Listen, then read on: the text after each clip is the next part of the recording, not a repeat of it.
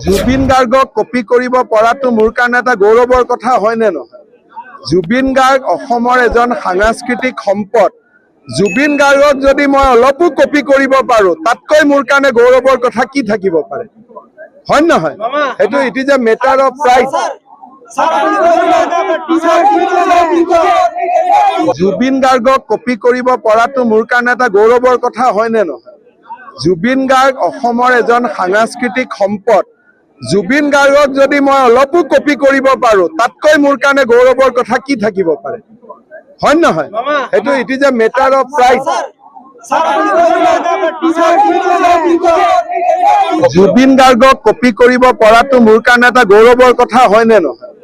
জুবিন গাৰ্গ অসমৰ এজন সাংস্কৃতিক সম্পদ। জুবিন গাৰ্গক যদি মই অলপো কপি কৰিব পাৰো, তাতকৈ মোৰ কাৰণে গৌৰৱৰ কথা কি থাকিব পাৰে? হয় নহয়? সেইটো ইট ইজ এ